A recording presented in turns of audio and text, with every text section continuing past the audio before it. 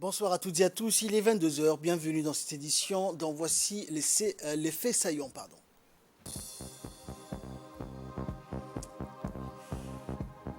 Le ministère de l'Agriculture, en collaboration avec l'USAID et le PAM, a acté donc le transfert d'un projet d'installation des panneaux solaires pour la région de Damerjog-Douda. Et en Angola, découverte d'un diamant rose de 170 carats. Voilà donc pour les titres. Bonsoir à tous. La délégation djiboutienne conduite par le ministre de l'économie et des finances, Ilyas Moussa Dawale, a été reçue par une réunion de travail par M. Abdelrahman Semar, directeur marocain des entreprises publiques et de la privatisation, et par son équipe. Le but de cette réunion était d'instaurer un partenariat stratégique entre le secrétariat exécutif chargé du portefeuille de l'État nouvellement créé et la direction des entreprises publiques du Maroc. Après la présentation du modèle marocain par cette direction, le ministre de l'économie et des finances a demandé qu'une convention de partenariat soit signée rapidement entre les deux institutions pour accélérer la coopération bilatérale dans ce domaine. Il a été convenu également de renforcer davantage les échanges d'expériences et de formation dans le cadre d'un partenariat tripartite entre les deux institutions sœurs et un partenaire technique et financier pour accompagner la transformation économique et sociale de notre pays. Et ce communiqué qui nous émane du ministère de l'Intérieur, le ministre de l'Intérieur communique que la journée du samedi 30 juillet prochain, correspondante au Nouvel An musulman, sera fériée, chômée et payée. À cette occasion, le ministre adresse ses vœux de bonheur et prospérité à la population djiboutienne. Fin de citation. Le ministère de l'Agriculture a organisé aujourd'hui la cérémonie d'inauguration des panneaux solaires pour l'autonomisation agricole à Douda, dans la région d'Arta. Et cette cérémonie qui a vu la participation du sous-préfet de Damerjog, du conseiller technique du ministre d'Agriculture, des représentants de l'USAID et du PAM, grâce à ce projet qui consiste en l'installation de panneaux solaires et d'une station de pompage, les Damerjog pourront améliorer leur production agricole. Ce projet est un nouvel exemple de la collaboration entre les partenaires du développement pour lutter contre l'insécurité alimentaire, créer des emplois, renforcer l'autonomie et augmenter les revenus. Ce projet a été cofinancé par l'USAID et le Programme alimentaire mondial pour un montant total de 155 000 $, 22% financé par l'USAID et 78% par le PAM.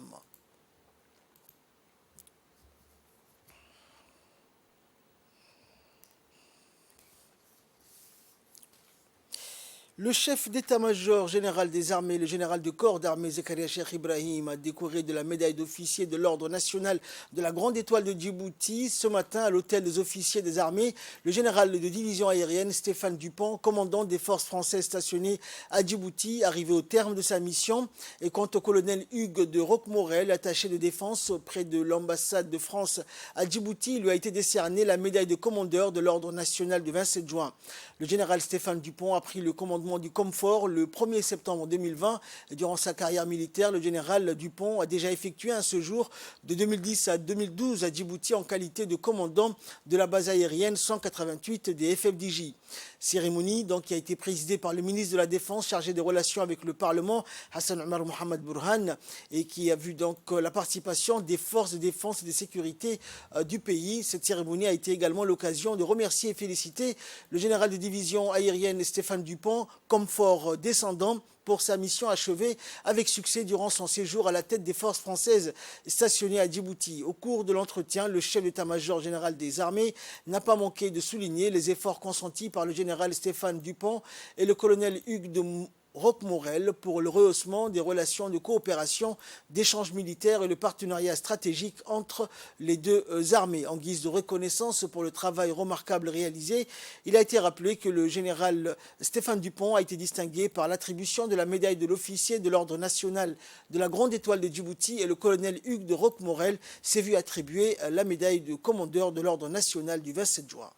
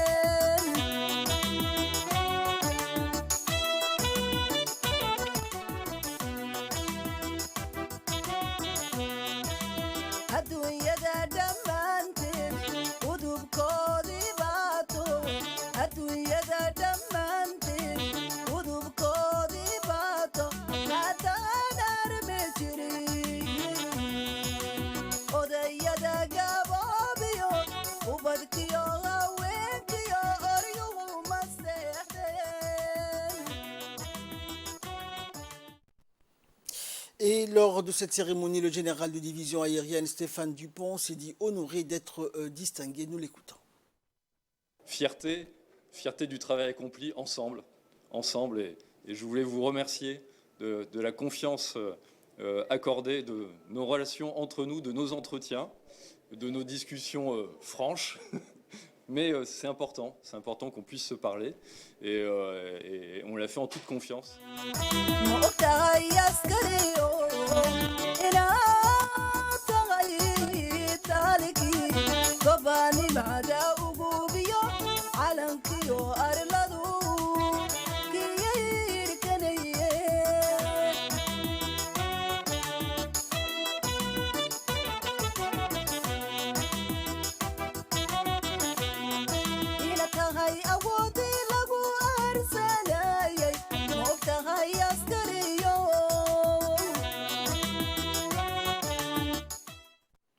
Et de son côté, le général Zakaria Cheikh Ibrahim a d'abord adressé ses plus vives félicitations pour ces distinctions à l'endroit des récipiendaires et a souligné les efforts consentis par chacun depuis leur arrivée dans leurs missions respectives. Alhamdulillahi Rabbil Alamin. As-salatu wa salam ala Rasulillah. Salawatullahi wa salamu alayhi wa ala alihi wa sahbihi ajma'in wa ba'd. La cérémonie laquelle nous sommes rassemblés aujourd'hui à la direction générale des relations internationales de l'armée djiboutienne consiste à la remise des décorations. Le général de division aérienne vous est décoré des médailles d'officier d'ordre national de la Grande Étoile de la République Djibouti. Le colonel Yves Morel, attaché défense, vous êtes décoré de commandeur de l'ordre national le 27 juin. À cette occasion, je tiens à vous exprimer toutes mes chaleureuses félicitations pour cette distinction que vous avez méritée. Aussi, je profite de cette opportunité pour vous adresser à vous et à l'ensemble des forces françaises toutes mes félicitations à l'occasion de la commémoration de la fête nationale française du 14 juillet 2022. Monsieur le général Stéphane Dupont, je voudrais vous exprimer mes chaleureux remerciements pour tous les efforts constatés depuis votre arrivée à la tête des forces françaises stationnées à Djibouti, afin de renforcer les excellentes relations entre les forces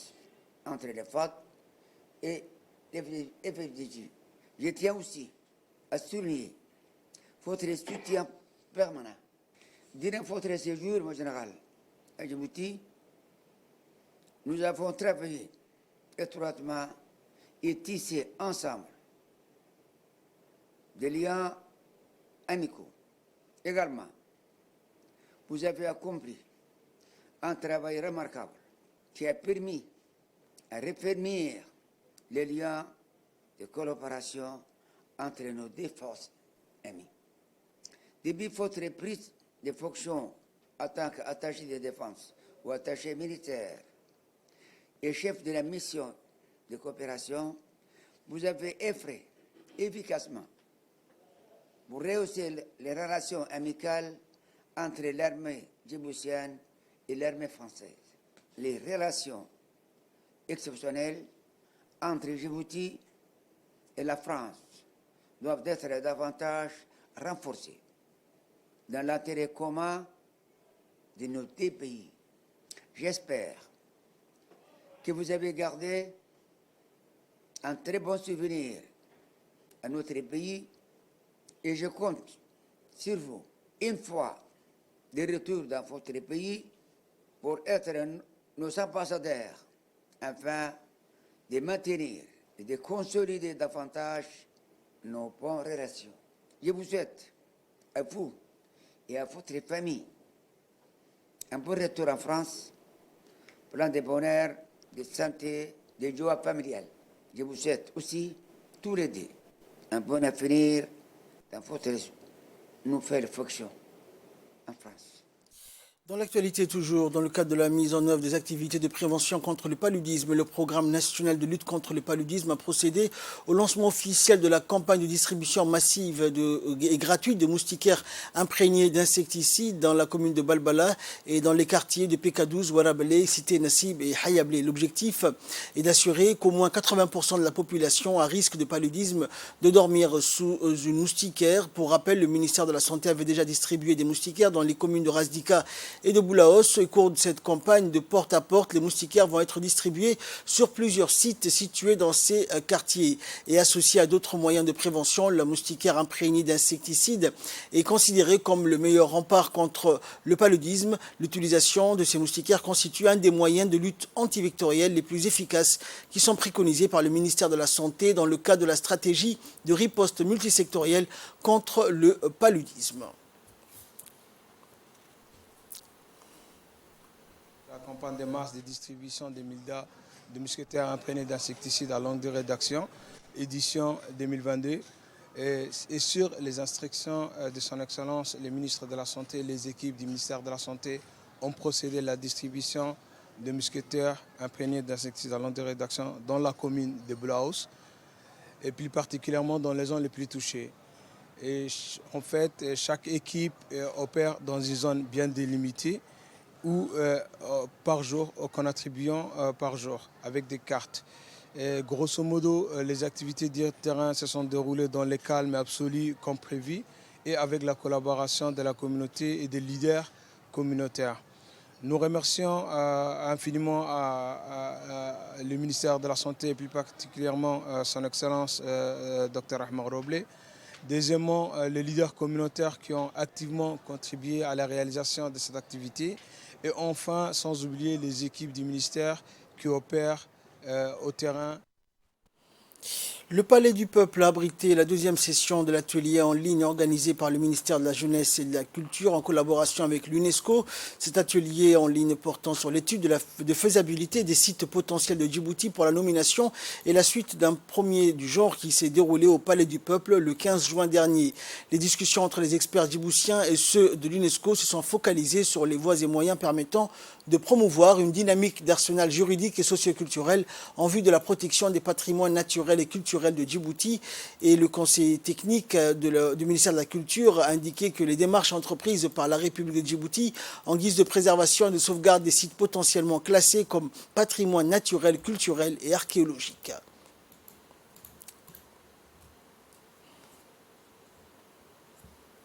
S'est tenu cette semaine dans l'enceinte du conseil régional de Tadjoura un atelier de renforcement de capacité des organisations de la société de la région de Tadjoura organisé par l'association Miroir de la jeunesse d'Adaïlou et financé par le PNUD. Cet atelier s'inscrit dans le cadre d'un projet que l'association a obtenu de la part du programme des Nations Unies pour le développement.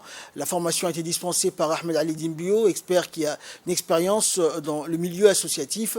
Il faut également noter la présence du vice-président du conseil régional et du préfet adjoint qui ont salué le dynamisme de l'association et l'importance que revêt cet atelier pour les jeunes des associations. Le président de l'association a quant à lui insisté sur l'importance du rôle des associations dans le développement régional.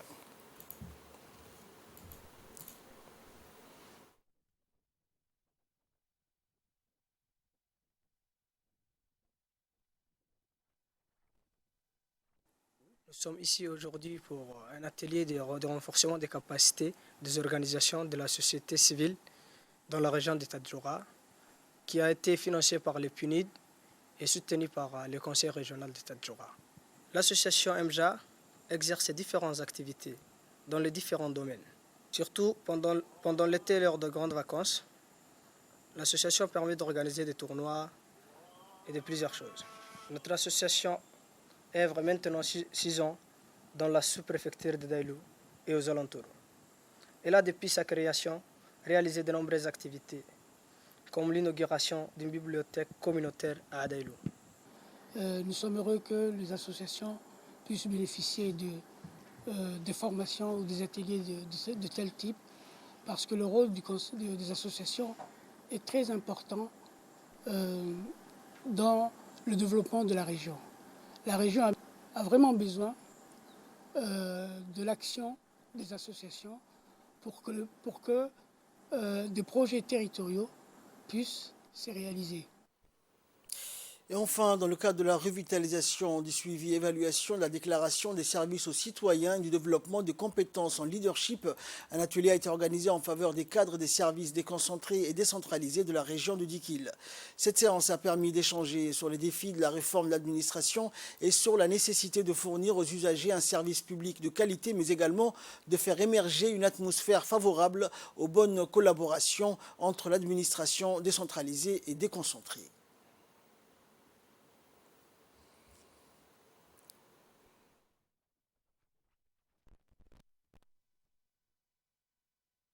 Mesdames et messieurs, chers participants, aujourd'hui nous sommes réunis pour la cérémonie d'ouverture de l'atelier de sensibilisation de la déclaration de services aux citoyens, le leadership et le développement de compétences en gestion, ainsi que la collaboration entre les deux administrations. L'objectif de cette formation est d'échanger, de partager avec vous sur des valeurs concrètes et sources d'informations bénéfiques et donner l'égalité aux services déconcentrés des régions pour leur permettre de bénéficier du changement qu'apporte la réforme de l'administration. La formation qu'on vient de dispenser, notamment la déclaration de services aux citoyens, est un projet d'une grande envergure nationale car elle consiste à mettre en place un nouveau concept de management et d'organisation dans les services publics. L'objectif est comment offrir un service de qualité à la population. À l'heure actuelle, les 22 ministères se sont engagés à s'aligner aux nouvelles valeurs et principes que véhicule la DSC. Aussi, la formation qu'on vient de dépenser est une formation que le ministère du Travail chargé de la formalisation mène à chaque année dans les 5 régions de l'intérieur, comme l'administration publique bénéficie, donc la région aussi. Le ministre du Travail, M. Omar Saïd, nous a imposé à faire des formations dans les 5 régions de l'intérieur. Et pour clore cette édition en direction l'Angola, où un diamant rose de 170 carats a été découvert, la pierre précieuse a été trouvée dans les mines de diamants de Loulo, dont les pierres sont issues du lit d'une rivière. Présenté par le propriétaire de la mine, le diamant est la plus grosse pierre précieuse de ce type retrouvée depuis 300 ans. 5e plus gros diamant découvert dans la mine, la pierre précieuse sera prochainement vendue lors d'une vente aux enchères internationale organisée par la société angolaise de commercialisation des diamants. Les mines de l'Angola font du pays l'un des 10 premiers producteurs de diamants au monde. Auparavant, un autre diamant clair de 404 carats avait été découvert toujours dans la mine de Loulo. Fin de ce journal, merci de l'avoir suivi. Excellente soirée sur Télé Djibouti.